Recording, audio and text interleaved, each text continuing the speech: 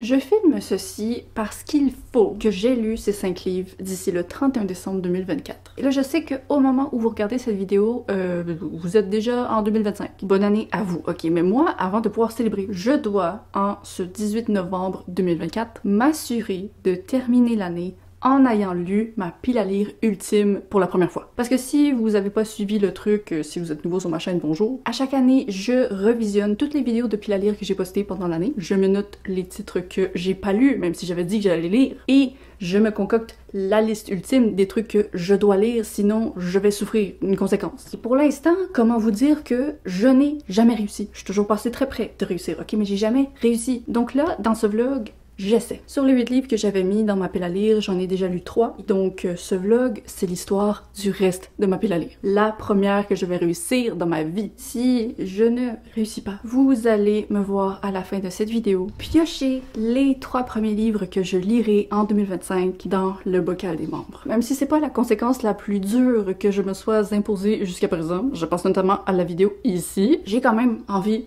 de l'éviter. Ce serait bien pour une fois de réussir et de lire ce que je dis que je vais lire. Donc c'est parti pour ce vlog lecture et on va commencer le tout avec le livre qui m'insécurise le plus, c'est-à-dire Le Chardonneret de Donna Tartt. Et puisque toutes les personnes qui l'ont lu m'ont dit que c'est un truc qui leur prenait genre plusieurs semaines de leur vie, je me suis dit qu'on allait ramener mon bon vieil ami le chronomètre. Voyons voir combien d'heures ça prend réellement pour lire une brique comme ça. Tu veux savoir combien d'heures ça va me prendre pour terminer le Chardonneret? Je te le dis très bientôt. Tu veux savoir comment vivre tes règles confortablement en réduisant ton impact sur l'environnement? Ben ça, je te dis tout de suite grâce au sponsor de cette vidéo, Evenco. Evenco, c'est une marque française qui propose des culottes menstruelles qui viennent totalement remplacer les serviettes et les tampons. Vous pouvez les porter pendant 12 heures sans fuite ou odeur. C'est vraiment un produit qui change la vie. Une fois que tu testes ça, tu reviens pas à l'arrière. Ça vaut vraiment la peine de leur donner une chance au moins une seule fois, peu importe les préconceptions que tu as dans ta tête par rapport aux culottes menstruelles. Moi, j'en avais, je les ai essayées, puis maintenant, je les porte à chacune de mes règles. En plus, ça m'a sauvé de l'espace dans mes bagages parce que j'avais pas à porter des dizaines et des dizaines de protections sanitaires jetables et c'est super simple à utiliser et à laver. Puis chaque culotte a une durée de vie de 5 à 7 ans. Moi, je pense que mathématiquement, ça a du sens de les adopter. En ce moment, c'est les soldes chez Evenco. Il y a moins 50% sur tout le site. Mais avec mon code sous le ciel, vous aurez droit à 10 € offerts sur votre commande. Le lien est dans la description, allez voir ça. Et donc maintenant, on peut retourner à ma lecture du Chardonneret.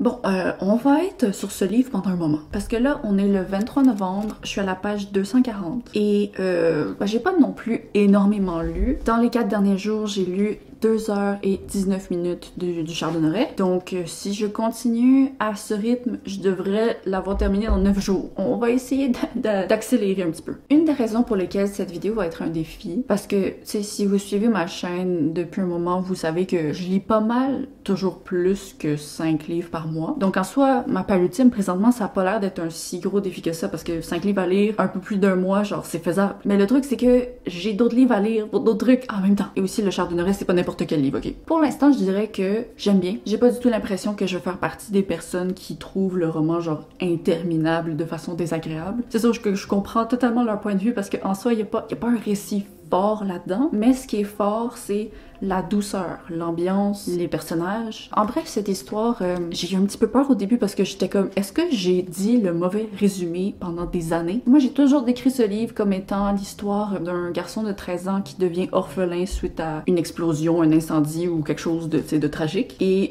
qui se retrouvait avec un tableau qui est un peu le dernier lien qu'il avait avec sa mère. Et j'étais plus trop certaine que ce soit vrai en commençant le truc parce que je trouvais qu'il y avait vraiment une maturité dans la façon de parler de ce garçon, ses réflexions, comment il interagissait avec sa mère. Donc j'étais comme, ah ok, finalement c'est pas genre un petit garçon, ça doit être un étudiant, peut-être 23 ans, je sais pas. Mais non, finalement il y a 13 ans. C'est juste un garçon qui était comme vraiment très mature au début, puis là c'est bon. Je reconnais un peu mieux son âge, là, mais j'ai été stressée pendant un instant. Et bref, l'histoire, c'est vraiment à peu près ça. Il y a cet événement qui chamboule sa sa vie, puis après ça, tu le suis en train de naviguer sa nouvelle vie sans famille. Il fait la rencontre de certaines personnes. Donc, je me doute qu'il va y avoir quand même des choses là, qui vont se produire dans les 500 prochaines pages, mais je me doute que ce sont peut-être des choses que je vais même pas être capable de vous décrire. Mais moi, tant que c'est pas ennuyant, genre ça me va. Pour l'instant, j'aime bien. Donc, je vais m'arrêter ici parce que de toute façon, d'habitude, je fais mes mises à jour genre à la moitié du livre, mais là, j'ai juste à peine dépassé le corps de ce truc. Vous et moi, on va passer du temps ensemble avec lui.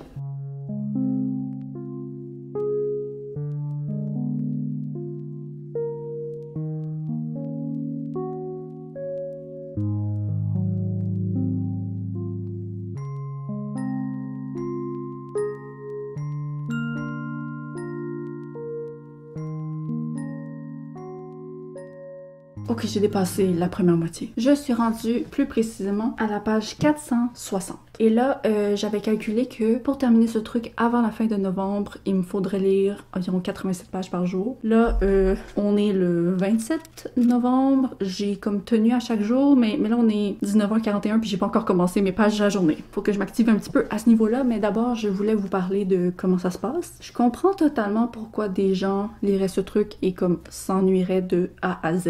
Mais moi, je me sens vraiment chanceuse de dire que je ne m'ennuie pas. C'est le genre de livre qui fonctionne à cause de sa lenteur parce que tu passes tellement de temps à travers chaque étape de la vie de ce garçon après sa tragédie que tu te fais juste comme complètement submergé par l'atmosphère. T'apprends vraiment très bien à connaître chaque personnage. Puis oui, il se passe pas énormément de choses, mais dans notre vie à nous, il se passe pas énormément de choses, mais parce que on est submergé absolument par notre propre vie, ben tout nous paraît juste très vrai, on est dedans. Et c'est mon expérience. Je suis dans ce livre. Je pense pas pour l'instant que ça va devenir genre un coup de cœur. Je suis quand même d'accord que c'est pas tous les éléments de la lenteur qui sont nécessaires. Genre, il y a clairement des paragraphes qui pourraient être coupés en deux sans problème. Mais c'est une expérience que j'apprécie. J'ai bien hâte de voir où est-ce que ça va se conclure parce que pour l'instant, tu sais, en 460 pages, on a vu 2 ans de la vie de ce garçon. Puis je sais pas à quel âge il va être rendu à la fin. J'ai hâte de l'avoir terminé parce que j'ai quand même hâte de passer à d'autres trucs parce que j'ai l'impression de faire du surplace dans mes lectures à cause de ça. Mais je suis quand même très satisfaite de mon expérience pour l'instant. Let's go! Let's go!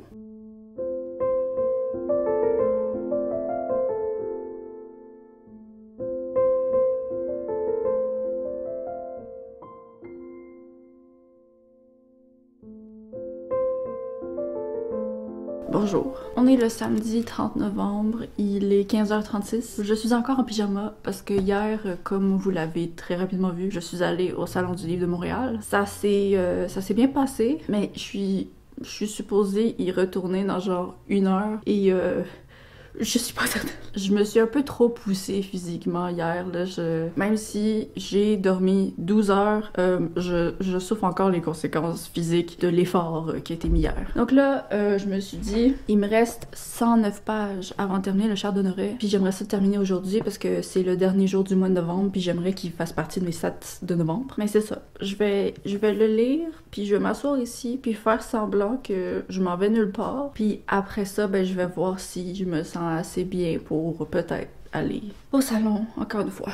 C'est juste le souci en ce moment, là ça va parce que je suis assise, mais comme quand je me lève, il faut quasiment que je me tienne au mur pour être capable de me déplacer dans mon appartement tellement je suis étourdie. Donc je pense pas que c'est très viable pour une expérience de salon. Il y a pas de mur. Il y a pas de mur au salon. En tout cas, je suis un peu déçue d'avoir pas vraiment pris de photos ou de vidéos hier parce que je pensais que j'allais revenir aujourd'hui. Mais là, finalement, ben, j'aurais pas beaucoup de souvenirs de mon expérience 2024 du Salon du Livre, mais en même temps, les souvenirs restent dans mon cœur. Donc, on va continuer à lire. Pour le chrono, comme mentionné, il me reste 109 pages à lire, puis là, je suis à 6h10.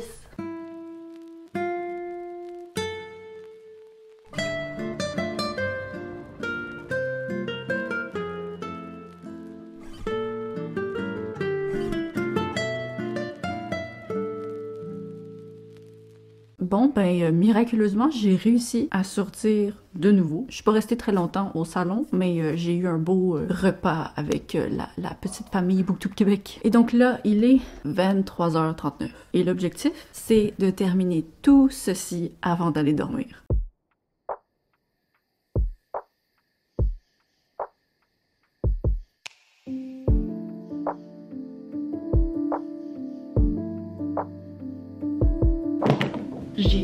terminé, j'ai terminé, j'ai terminé, j'ai terminé.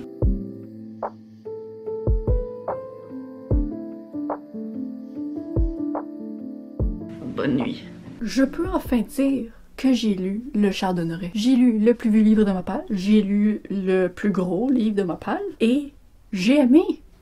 Je dois dire que pour un livre qui est supposé ne pas vraiment avoir de récit, il y avait du récit là-dedans. La deuxième moitié de ce truc-là, c'était quasiment comme un thriller par moment. Le tableau joue un grand rôle dans cette histoire, puis je trouve que ça a été très bien utilisé. Je suis encore de l'avis que ça aurait pu être plus court, que je comprends pourquoi des personnes s'ennuieraient absolument. Mais en même temps, je considère que la lenteur était totalement volontaire de la part de l'autrice, et je trouve que ça a quand même eu l'effet espéré. C'est pas une bonne idée de filmer sur mon lit, parce qu'à chaque fois que je bouge, la caméra bouge. Je dois dire par contre qu'il y a eu une petite période de genre 100 pages. Et oui, dans ce livre-là, 100 pages, c'est une petite période que j'ai beaucoup moins appréciée. Il y a le retour d'un certain personnage, puis il y avait des éléments très intéressants à propos de ce retour, mais en même temps, je sais pas.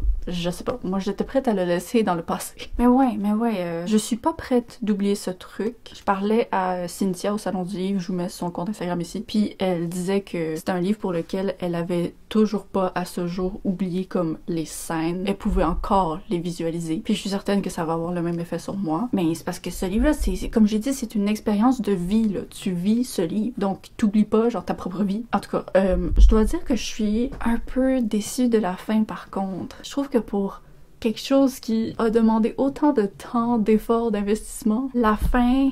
J'y suis arrivée, puis j'étais juste prise avec l'impression que ça ne me donnait pas quelque chose qui était à la hauteur du reste de ce que ce livre m'avait donné. Donc pour moi, ça va être un 4 étoiles. J'aurais pu peut-être lui donner un peu moins, genre 3,75, juste parce que comme mentionné, la fin était moyenne, puis il y a vraiment des longueurs pas nécessaires. Mais en même temps, est-ce que c'est pas nécessaire? Ça fait partie du truc. Donc c'est ça, pour moi c'est juste 4 étoiles. Une lecture qui était solide, une lecture que je ne vais pas recommander juste de façon genre vague et générale. Si ce que je dis ça vous intéresse, je vous conseille de le lire, mais si ce que je vous dis vous fait peur, et généralement vous n'êtes pas des grands fans de la lenteur, tenez-vous loin, tenez-vous loin. Hey, ça m'a pris du temps à lire ce truc. J'ai vraiment été disciplinée là. Chaque jour, je lisais mes 80-87 pages. Et donc, au total, pour terminer Le Chardonneret, ça m'aura pris 6h56 minutes. J'avais estimé que ça me prendrait 8 heures. Si vous avez regardé le vlog où je chronométrais toutes mes lectures pendant 24 heures au total, je pense que le plus gros livre que j'avais lu là-dedans m'avait pris 5 heures. Donc ouais, ça a été un gros morceau. Et donc moi, j'ai eu besoin d'une petite journée là, pour me remettre de mes 2 journées de salon. Et pendant cette journée, j'ai commencé le prochain livre de ce vlog, qui est Moi qui n'ai pas connu les hommes de Jacqueline Hartmann. J'en suis arrivée à 50% déjà, sauf que je ne vais pas vous en parler tout de suite. Parce que tantôt, je me suis arrêtée sur une scène, j'ai dit wow, ce livre a le potentiel de devenir un coup de cœur. Donc, puisque cette vidéo sort après mon top 10 de l'année, ben je veux pas genre parler de ce livre-là, alors qu'au final, peut-être qu'il va se retrouver dans mon top 10 puis que je vais déjà vous en avoir parlé. Je suis un génie qui voit l'avenir. Donc, juste au cas où, je vais uniquement vous donner mon avis final. Ça devrait pas trop prendre de temps, là, parce qu'il est pas très long puis je suis déjà à la moitié. Donc, on se reparle probablement demain.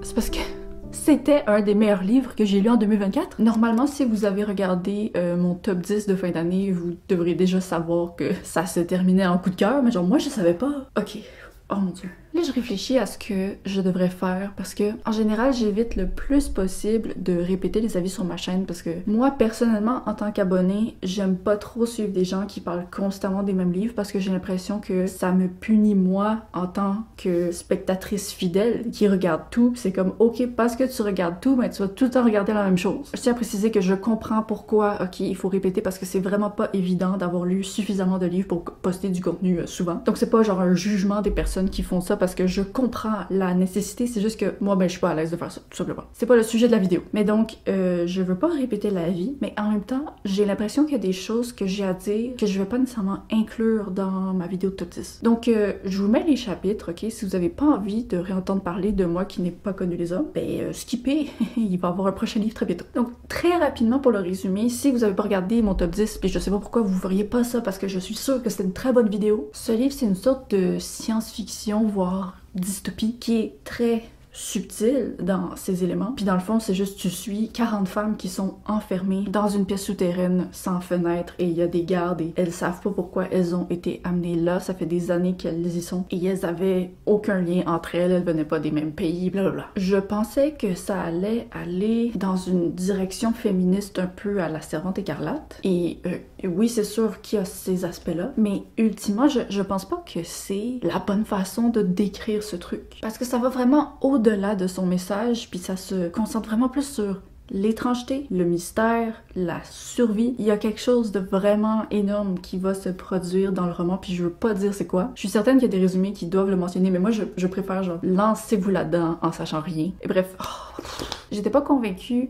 au début parce que, en fait, la raison pour laquelle je tiens à parler dans ce vlog spécifiquement, c'est que ça a été très particulier de commencer ce livre après avoir terminé Le Chardonneret. Parce que Le Chardonneret, c'est un livre qui utilise des milliers de mots pour décrire une scène, alors que moi qui n'ai pas connu les hommes, ça utilise quelques mots pour décrire des gros trucs. Donc, tu sais, j'ai commencé le roman, puis j'étais encore dans l'état d'esprit de comme, je lis un texte où toutes les phrases n'ont pas nécessairement la même utilité. Alors que là, c'était comme, ok, attends un instant, il faut que je relise cette phrase-là parce que j'ai l'impression qu'il y a une grosse information qui vient de m'être donnée. Et en effet, c'était comme toutes les phrases, ça faisait juste ouvrir peu à peu le tableau de ce monde-là. Puis je savais pas au départ si j'appréciais ça ou non, parce que c'était vraiment juste comme de l'exposition à travers les quelques petits dialogues que ces femmes s'échangeaient. Il y avait pas vraiment de description de genre, je sais pas comment le dire, mais tout ce que tu découvrais était fait à travers genre les réflexions et les paroles de la protagoniste. Une fois que j'ai amassé genre suffisamment d'éléments pour bien comprendre, ben là j'ai commencé à vraiment aimer et là les trucs ont commencé à se produire et du plaisir. C'était du plaisir. Original, intéressant, de la qualité, touchant. Crève-cœur. Je sais pas comment je pourrais oublier les scènes de ce livre, ok? Je pense que c'est gravé à tout jamais dans ma mémoire. Puis c'est drôle de dire ça quand je disais la même chose du Chardonneret parce que les scènes étaient interminables, mais là c'est vraiment des petites scènes, puis juste en quelques lignes. Genre, ça fait le même effet. C'était un délice. Je vais arrêter d'en parler ici parce que c'est ça. Je suis certaine que j'en ai déjà reparlé. C'est impossible que ce livre ne soit pas dans mon top. Mais waouh! Je suis vraiment contente. Je suis vraiment contente et je vous le conseille absolument. Maintenant, on va passer au prochain livre que j'aurais dû amener avec moi pour le présenter. De toute façon, vous allez le découvrir dans le prochain clip. Donc, à bientôt!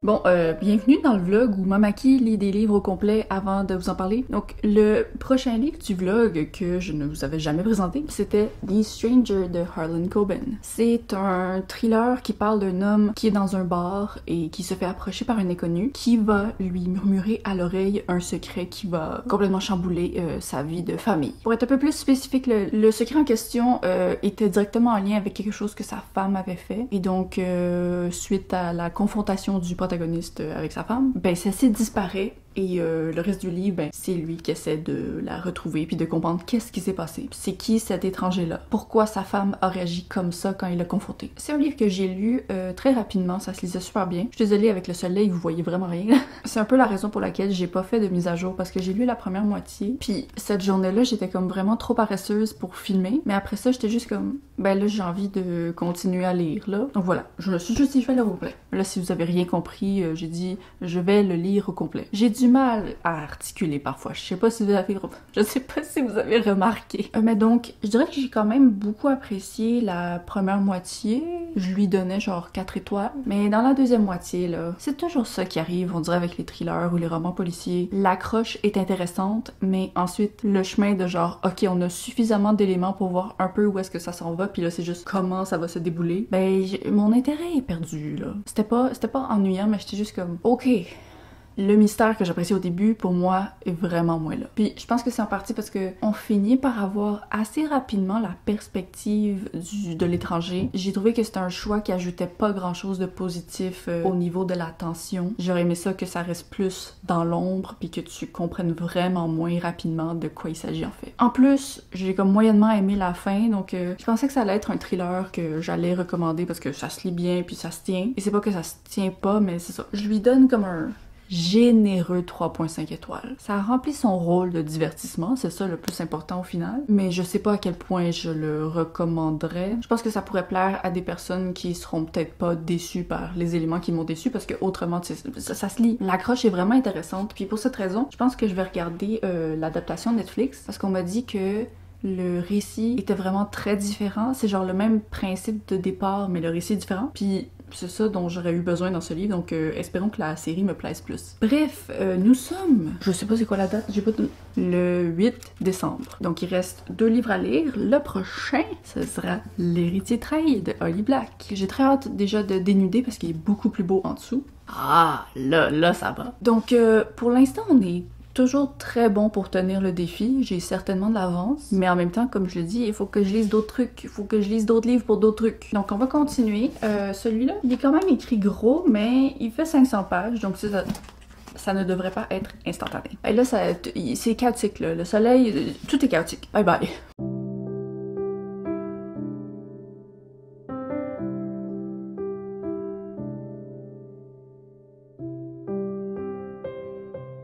Ok, c'est dans ce genre de moment que je regrette à chaque fois d'avoir une chaîne Booktube où je parle de toutes mes lectures. Parce que j'ai commencé ceci, j'en suis à la moitié, vous voyez pas. En tout cas, j'en suis à la moitié, puis je sais tellement pas quoi dire. C'est un livre qui se déroule plusieurs années après la trilogie du Prince Cruel. On suit pas les personnages du Prince Cruel, mais on suit des gens qui sont dans l'entourage de eux. Donc ils sont là, mais c'est pas eux qu'on suit. C'est une fantaisie jeune adulte qui commence avec une petite fille qui est révélée comme étant un monstre, et finalement sa famille d'humains ne veut plus d'elle, et elle se retrouve un peu... Je sais pas. J'ai commencé ce truc, j'ai compris les chapitres du départ, j'ai compris la backstory de la fille, mais à un certain point, très tôt dans le livre, j'ai complètement cessé de comprendre qu'est-ce qui se passait. Et j'ai vraiment l'impression que c'est surtout de ma faute. Je sais pas c'est quoi qui se passe avec mon cerveau en ce moment, mais je ne comprends pas. Je lis les pages, puis il y a plein de noms, puis je suis comme, mais t'es qui? Et oui, ok, peut-être que c'est parce que ça fait longtemps que j'ai lu le dernier tome du Prince Cruel. Mais tu sais, j'ai attendu 5 ans avant de lire le tome 2 de The Poppy War, puis j'ai tout compris, puis je me suis souvenu peu à peu des personnages. Là, j'ai lu 250 pages, puis ça... Où sont les informations? Où est la compréhension? Je sais pas qu'est-ce que je vais faire. Je sais même pas si je vais le noter à la fin. Parce que, allô? Là, tu vas pas être gossante, hein? Non. J'ai l'impression que ce serait injuste de le noter selon mon appréciation, parce qu'évidemment, je l'apprécie pas, mais... T'sais, j'ai l'impression que dans n'importe quelle autre circonstance, peut-être que je l'aurais plus apprécié. En même temps, il y a quand même peu de trucs qui m'accrochent là-dedans, comparément au tome 2 et 3 du Prince Cruel, que j'avais quand même beaucoup aimé, je tiens à le préciser. Luna, s'il te plaît, fais pas tomber ma caméra. C'est littéralement impossible de filmer avec un chat. Attendez un instant.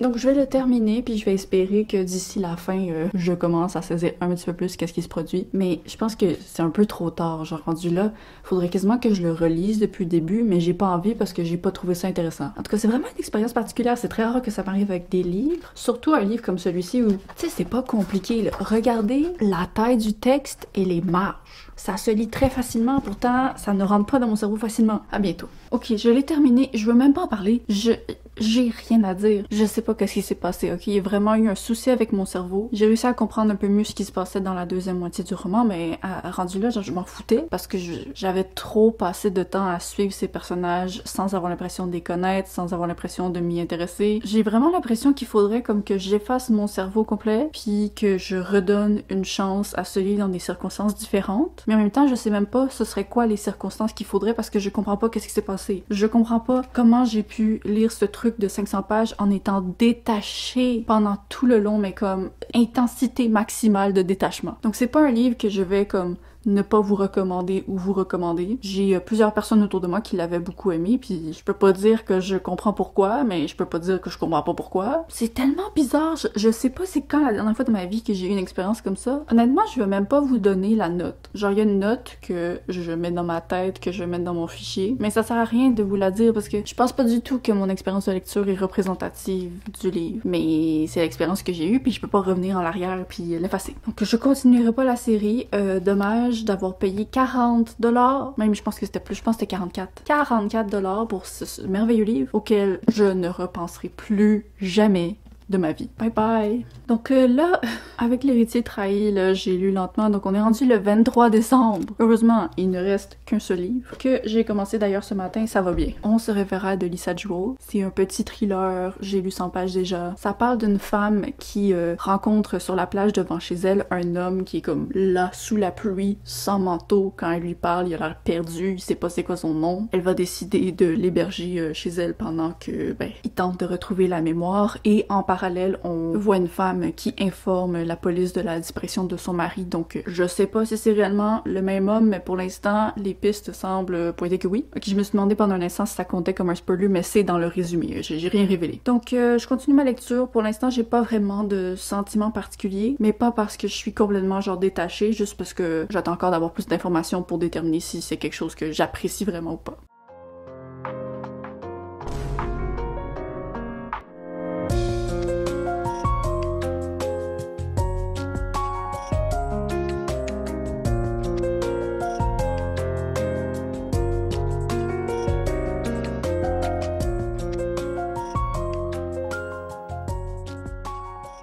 Bon, finalement, semblerait que j'ai déterminé la pile à lire ultime qui était la plus adaptée à l'horaire du temps des fêtes que j'allais avoir. Parce que nous sommes présentement le 29 décembre et je viens tout juste de terminer le dernier livre. On termine pas sur une victoire. Je pensais que ça allait pas être si pire que ça. J'ai jamais eu de très bonnes expériences avec l'autrice, mais pendant la première moitié du livre, je trouvais que ça se lisait bien, j'étais intriguée. Mais pour moi, on dirait juste que c'était un thriller qui avait pas réellement de raison d'être. Genre, l'intrigue était assez lente à se développer, puis le dénouement de l'intrigue était pas assez intéressant pour comme justifier la lenteur de la progression. Aussi, c'est un peu des tons contemporains. Il y a des thrillers que j'ai vraiment beaucoup aimé parce qu'on se concentrait sur les personnages, je finissais par être vraiment attachée à eux, puis tu sais, oui ok, peut-être que le dénouement du thriller, les révélations avaient des lacunes, mais comme j'étais investie. Là, les personnages... Je voyais qu'ils étaient écrits pour être attachants, mais j'étais pas attachée. Puis, tu sais, à la fin du livre, tu comprends là, vraiment tôt qu'est-ce qui s'est passé, genre 100 pages avant. Là, oui, ok, il y a des petites informations qui sont données, voilà. Mais comme, tu sais, t'as un 20, 25, 30 pages à la fin où tu sais absolument tout, puis c'est juste comme suivre le dénouement de ces personnages. Et ce qui est quelque chose que j'aurais apprécié si j'avais apprécié les personnages. J'arrive pas à mettre le doigt sur c'est quoi qui fait que cette autrice colle pas avec moi, mais vraiment, pour l'instant, ça le fait pas, puis c'est un peu dommage parce que c'était supposé être ma dernière chance. Mais entre-temps, j'ai reçu un colis d'un service de presse non sollicité, d'un autre livre de Lisa Jewell que je suis intéressée à lire. C'est un titre qui m'intriguait, mais c'est juste que après avoir lu celui-ci puis les deux autres que j'ai lus d'elle, j'aurais jamais mis de l'argent pour en acheter un quatrième genre. On verra si elle est capable de rehausser notre relation avec son dernier livre, mais... Ah, puis il y a quelque chose que j'ai trouvé vraiment comme scénaristiquement facile. Je considère pas du tout que c'est un spoiler, mais en bref, dans ce livre, on suit plusieurs lignes du temps. Il y en a une qui est dans le présent avec un personnage qui ne se souvient plus de son passé, et il y en a une qui est des années plus tôt, en 1993, et on se doute bien que ce personnage-là, même si on sait pas c'est qui exactement dans le souvenir, il est relié au souvenir. Et là, la protagoniste puis son amie enquêtent sur les petits éléments de souvenirs qui sont revenus au protagoniste. Puis il y a comme un enchaînement de choses qui sont devinées, mais comme exactement pour parvenir à la vraie réponse à la fin. C'est très flou de la manière que je le dis, là, je vais vous expliquer. Donc le premier truc que la protagoniste devine, c'est l'âge de l'homme. Au début, elle estime qu'il a entre 35 et 45 ans, puis finalement, en parlant avec son amie, elle se met d'accord pour dire que genre 40, 41. Et donc là, moi, c'est la partie que j'ai trouvé la plus folle. Peut-être j'ai pas compris un truc, là, peut-être. Mais donc l'homme a un souvenir d'une tragédie spécifique, et dans les autres souvenirs qui lui sont revenus, il voit genre une fille qui est assez jeune. Donc, avec ces informations-là, elles se disent « Ok, on va dire qu'il avait 18 ans quand la tragédie s'est produite. Donc ça ferait que ça se serait passé genre en 1993. Allons regarder les événements de 1993. On s'entend que le truc en question est exactement en 1993, puis il le trouve genre directement. Ça m'a vraiment sorti du livre. J'étais comme, au moins... Fait genre, elle se donne un range de 5 ans puis elle vérifie les journaux de 5 années avant de trouver. Là. Je sais pas, j'ai trouvé qu'il y avait juste trop de devinettes réussies une après l'autre pour que ce soit vraiment crédible. Donc, je lui donne un 2.75. Ça pourrait être un 2.5. Ça m'énerve parce que pendant tout le long, je pensais que j'allais donner genre au moins 3. J'étais comme, let's go, je vais donner 3. C'est positif, 3, c'est pas négatif. Mais non. Je peux pas donner 3. La fin est juste trop fade, trop fade. Mais donc, mon défi est accompli. Je sais pas ce que je vais faire l'année prochaine, parce qu'en bref, ça faisait 2 ans que je ne réussissais pas ma palle ultime, donc j'y allais progressivement avec des objectifs plus petits. Puis là, oui, ok, je termine le 29 décembre, mais je pense que j'aurais pu beaucoup me forcer à terminer plus tôt si, de un, les romans avaient été plus agréables à lire, puis de deux, si j'avais pas eu confiance que j'allais facilement terminer ma palle. Donc peut-être que l'année prochaine, le défi sera augmenté un petit peu, parce que là, je suis contente de l'avoir réussi. Genre, comme mentionné, c'est la première fois en 3 ans que je le réussis, mais j'ai l'impression que c'était pas le vlog le plus palpitant finalement. J'espère que ça vous a plu quand même. N'hésitez pas à me dire dans un commentaire si ça vous a intéressé. Est-ce que l'année prochaine, je devrais refaire cette vidéo? Est-ce que ça a été intéressant de suivre la progression de ma palle ultime que j'avais présentée? Et là, vous avez vu exactement comment ça s'est terminé. Je sais pas. Je sais que je suis contente d'avoir réussi et donc de m'épargner la conséquence, mais je suis un peu déçue de pas piocher dans le bocal des membres finalement. Mais bon, on est le 29, j'ai pas vraiment le temps de lire quoi que ce soit avant la fin d'année, donc on va arrêter ici. Merci d'avoir regardé la vidéo, n'hésitez pas à vous abonner si ce n'est pas déjà fait. On se revoit potentiellement la semaine prochaine. Je vais confirmer ici là, la date de la prochaine vidéo, mais c'est potentiellement la semaine prochaine. Donc à très bientôt, bye bye!